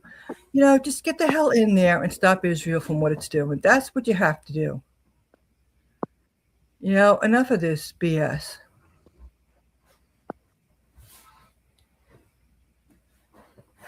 And they're all worried about Iran.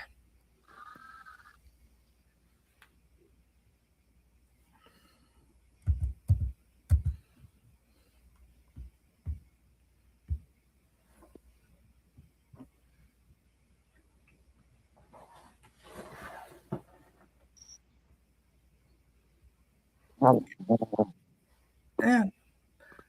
See, and they justify their killings. The IDF says 4 of the 6 people killed in Gaza cafe strike were Nukba fighters, whatever. You know, they just make up shit.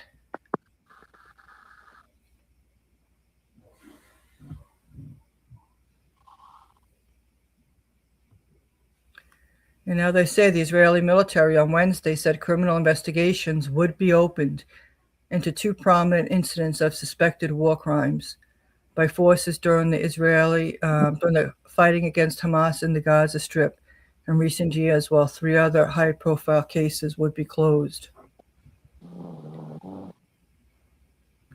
The incidents being investigated by the military police include the killing of 6-year-old Hind Rajab.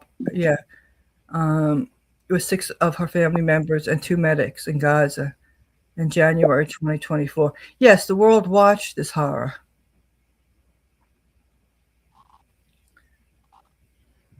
See, and their viewpoint on stuff, the way they report stuff.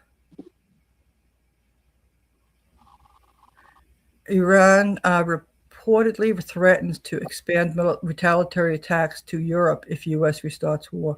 Well, the thing is, Iran is protecting Iran. And whoever gets involved, Europe gets involved, then they will have to deal with it.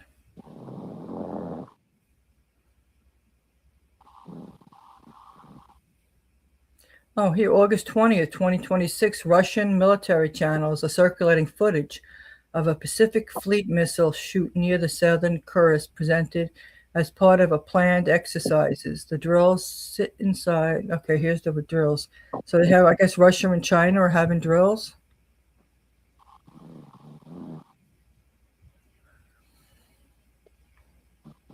Russia and China have fulfilled their commitments to Iran by delivering billions of dollars in supplies to various Iranian military bases via covert cargo planes. That's what they're saying.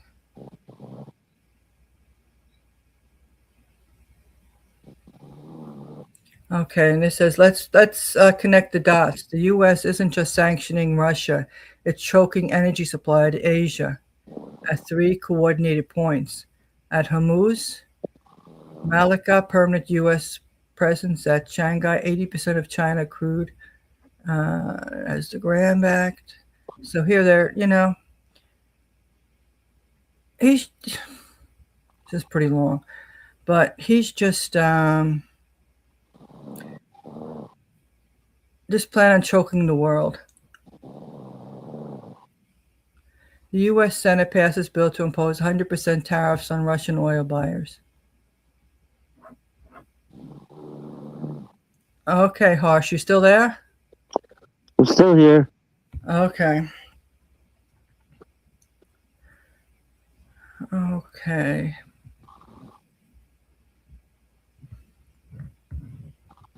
So anyway, it's like, whoa. An Israeli man arrested in Greece for wildfire from banned barbecue. What is it about Israelis? The same thing was in Argentina. Remember the wildfires in Argentina? So here it is in Greece as well.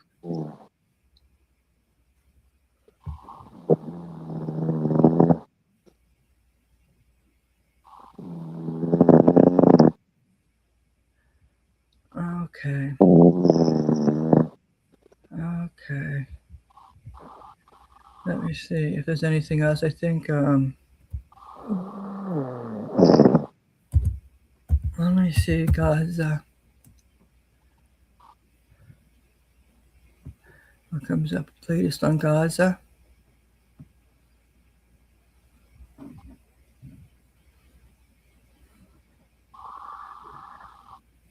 Okay.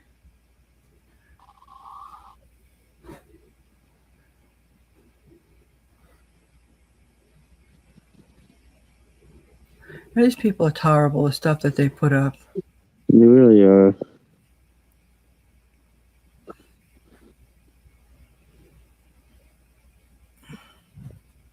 Yeah. Yeah, and they were talking about that person in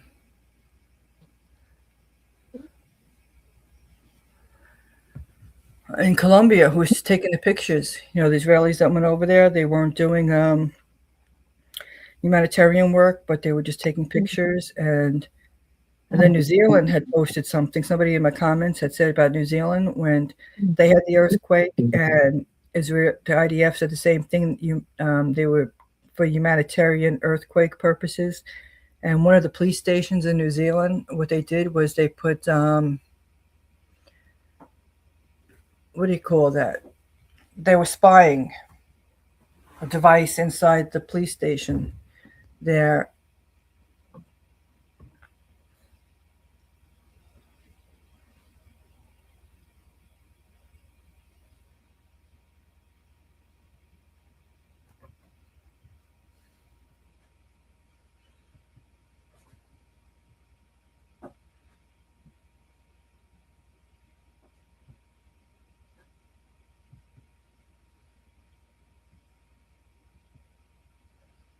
Okay, let me.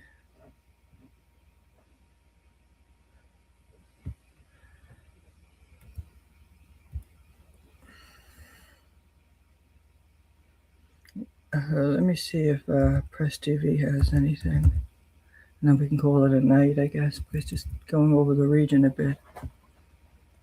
Press TV.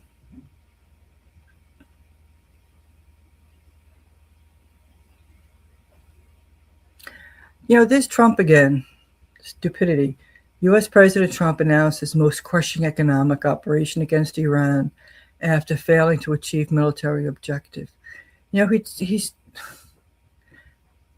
just can't admit he lost. and he's going to hold the world. The world economy is on hold because Trump can't admit he was wrong.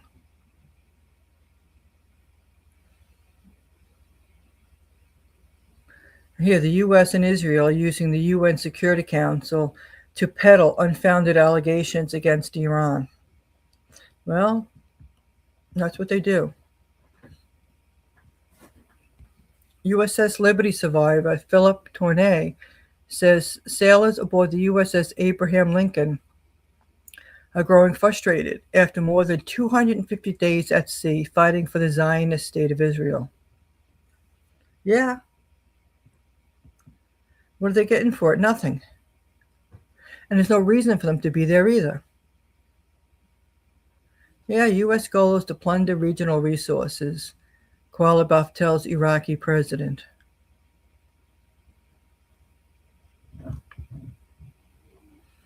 And here again,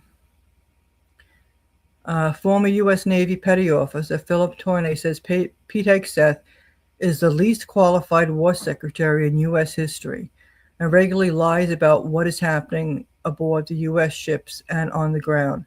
Yeah, that's what he does. Having spent over 260 days at sea, USS Lincoln,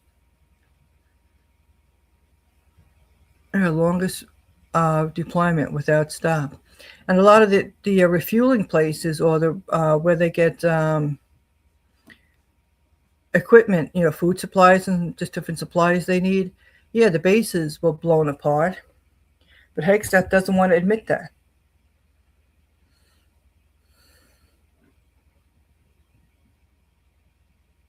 Yep, the IRGC Quds Force chief. Israel afflicted with social cancer. Its internal collapse inevitable. Yeah, we've been saying that, Harsh. The IRG Quds Force chief. Israel afflicted with social cancer. Its internal collapse is inevitable. And the U.S. is supplying weapons to them and is on board, obviously, with collapsing Israel. I mean, nobody's holding them accountable. And it's just, they're committing one evil crime after the other, one horror after the other.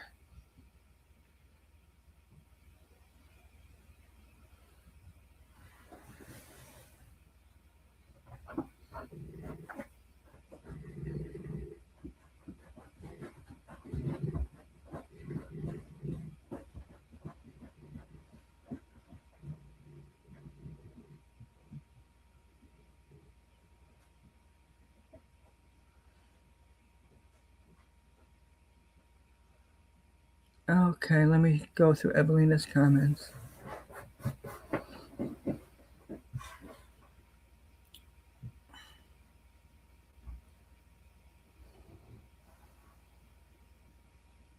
Yeah, Evelina, I still think initially Israel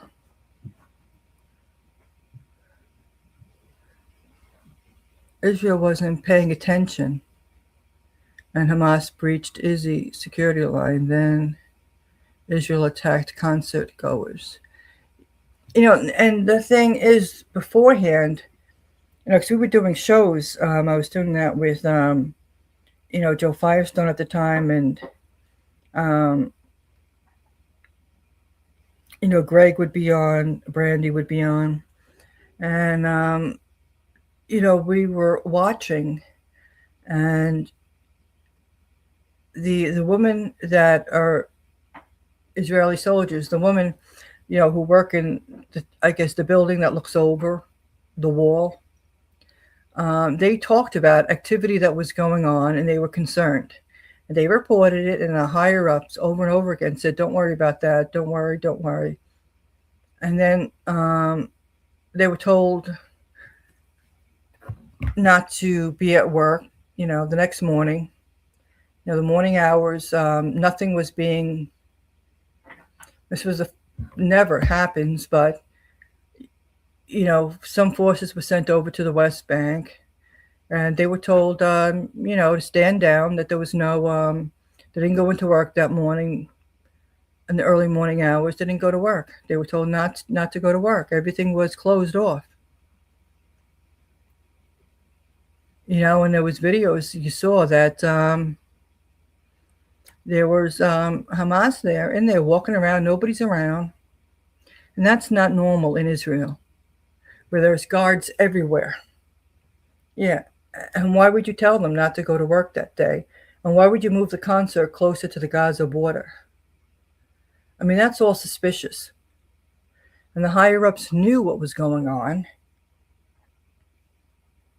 And then, who was it? The UAE? UAE had spoken about intelligence ahead of time. This was something that,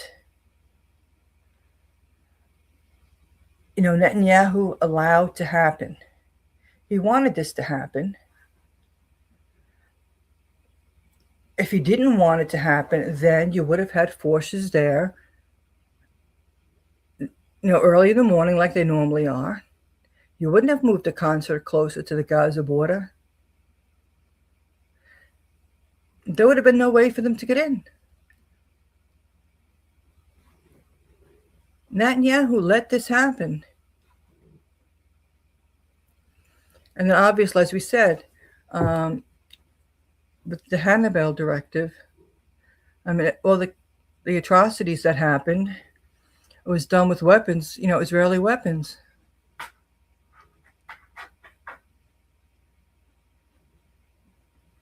Yeah, and they blamed Hamas for Israeli deaths. Yes, that's exactly what they did. You've had many people that have been to Israel that have said how protected Israel is. IDF is everywhere, surveillance everywhere. Israel sells its surveillance around the world. They brag about that surveillance.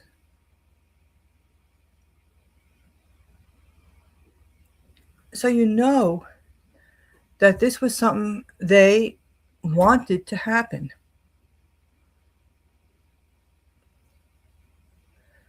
Under normal circumstances, if something, this is something they wanted to happen.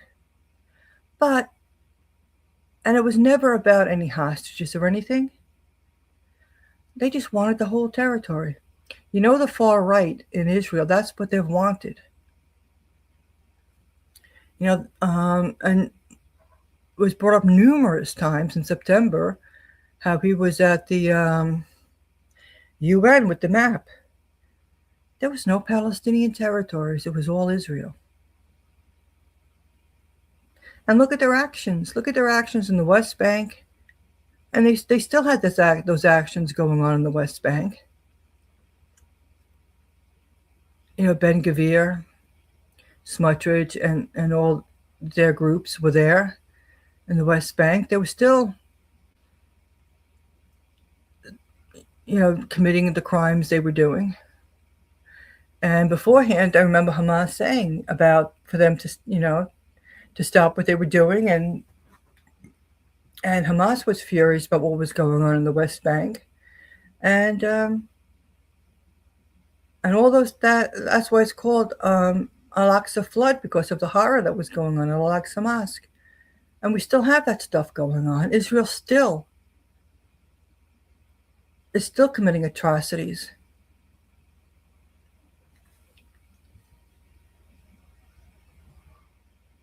Yeah, and Evelina says, that was the perfect pretext for attacking Gaza. Yes, it was. Well, yeah. Evelina was saying to Harsh, don't you know they grow up to be terrorists? It's preemptive measures. Well, Israel, as we said, we've seen children, little kids being brought up to hate Arabs. Songs that are sung, all the world hates Arabs. So they're indoctrinated. Israelis are indoctrinated from a very young age. And if you have parents that are on board with that, yeah, the kids get all of this from the school system, their home. On the progressive side, you have people that, explain things to their kids. That it's not true. The whole world doesn't hate Arabs. That's ludicrous. So the kids are brought up to realize this is ridiculous. It makes no sense what these other groups are saying and what some of these schools are saying. Unless you have a parent that's educated, the kids are brought up thinking what their parents and their school system is telling them, and the kids are being brought up to love the IDF, thinking the IDF are the best things in the world.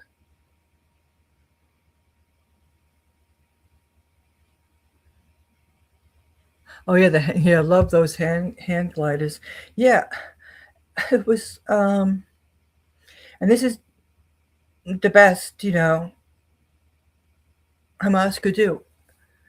They don't have an air force. They don't have the power to do what Israel does. The bombing and all of that. That Hamas doesn't have that ability. And in the West Bank, they don't have the ability. I mean, we see the problem in the region is Israel. They're the ones with all the weaponry. They don't have handmade stuff. I mean, it's ridiculous. And these people fearing people that are just defending their land and defending themselves against Israel.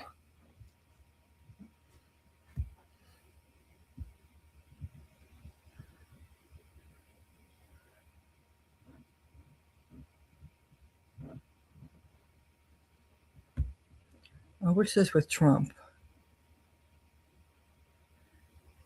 We live in a world where the only country to have ever used nuclear weapons attacks another nation, which has none and opposes them, because it might one day use weapon if it doesn't even have, if it ever gets one. Let that sink in. Trump just talks like it. Ugh. As Trump demands compensation from Iran for damages to U.S. assets, a 7-decade record of U.S. coups, sanctions, military attacks, and other actions against Iran raises a far bigger question: who will compensate Iran? Yeah, who will compensate Iran?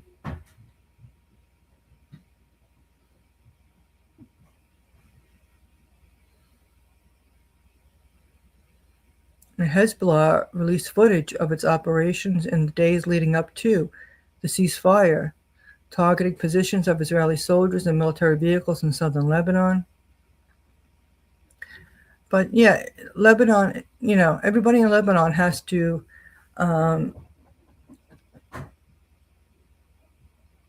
they has to follow what the ceasefire rules are. But Israel continues doing what they do. Oh, there's a feature article here about a 32-year-old Iranian scientist who was identified by DNA 10 days after martyrdom in U.S.-Israeli attack. I mean, this is horrific. 32-year-old Iranian scientist. Horrible. And the U.S., you have these, they don't think anything of this. All the lives that were lost.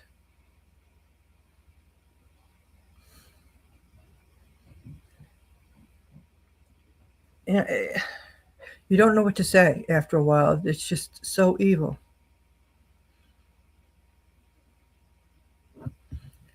Okay, this is all from 14 hours ago. I don't know if there's anything sooner.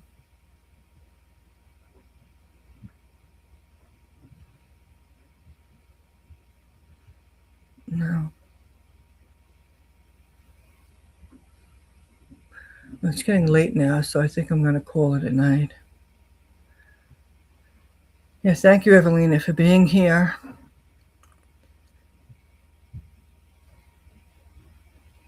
Thank you for being here. She's on YouTube. We had the problems with Facebook for some reason, and I had to re-put up the show for Facebook. So thank you, Evelina, for being here, and Harsh was here, and Wayne. I just want to thank everybody for watching the show and being here. And we should be back tomorrow evening.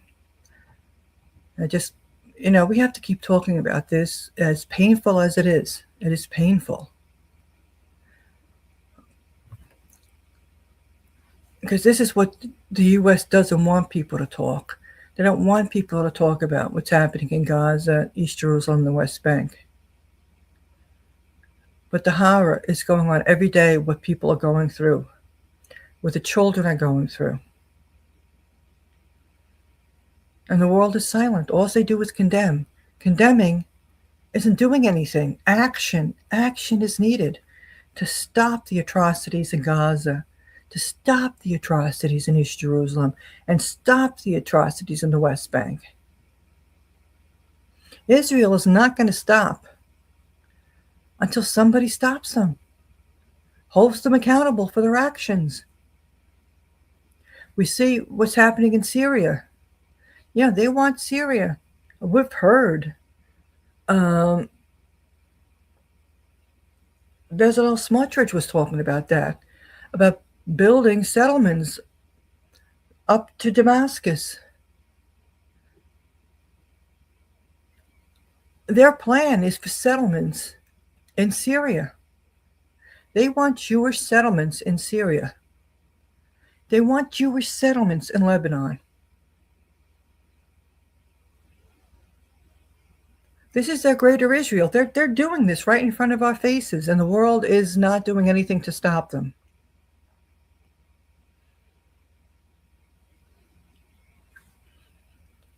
Right now, Egypt, is with their treaty with Israel, so they're Israel's puppet. But don't think Israel won't try to conquer Egypt as well.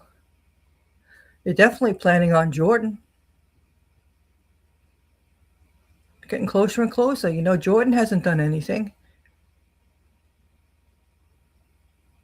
to stop Israel. They let them use their airspace.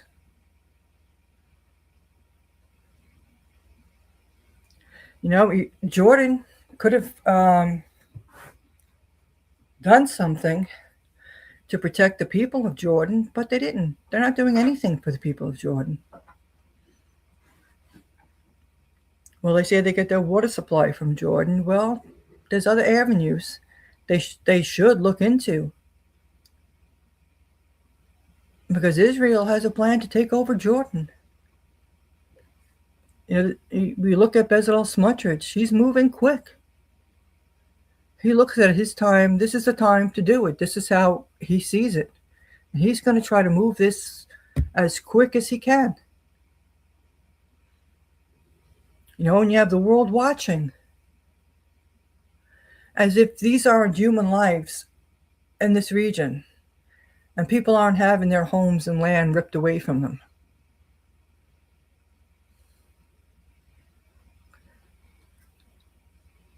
It's baffling that people don't care.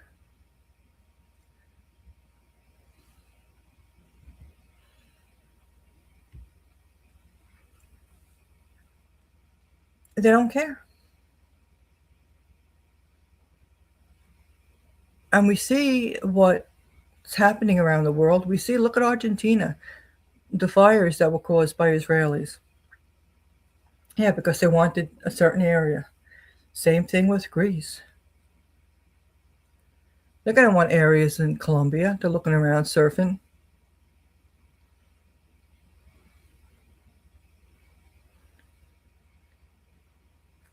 Nobody is safe.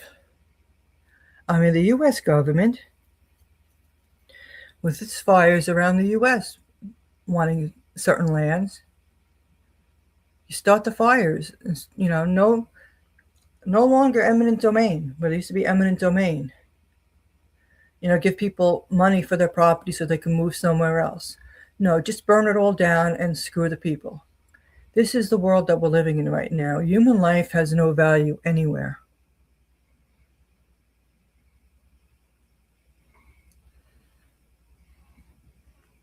I'm going to say goodnight, and I want to thank everybody for being here, spending your time with me. And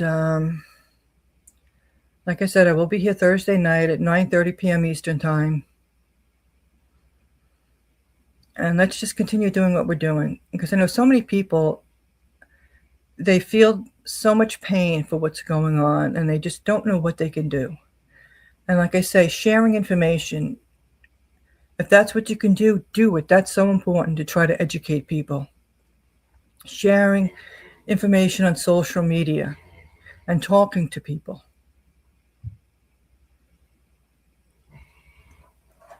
You know, some people are able to get out and protest, and that is wonderful. Not everybody can do that. Everybody has their limits of what they can do. Not everybody has the ability to do as some people do. Some people, are able to get out there and protest, or, writing their elected officials and visiting, the different offices, legislative offices, and, people can do what they can do. Talking to people on social media educates people. So sharing that information is crucial.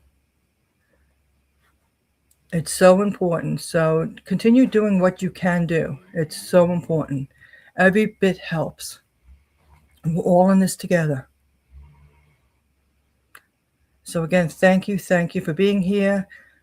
We do all we can. Let's do what we can for peace in West Asia, the Middle East, and to be there for the Palestinian people. It's so important. Thank you, and good night, everybody. And we continue to pray, meditate, do what we can for peace in the world. Okay, I have a comment here. Evelina says, Israeli security was breached on the 9th. The embarrassment made Israel very angry. What followed was revenge. Exactly.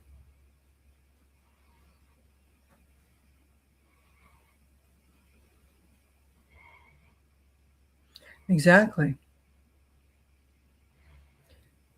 Somebody's got to get, got to hold Israel accountable.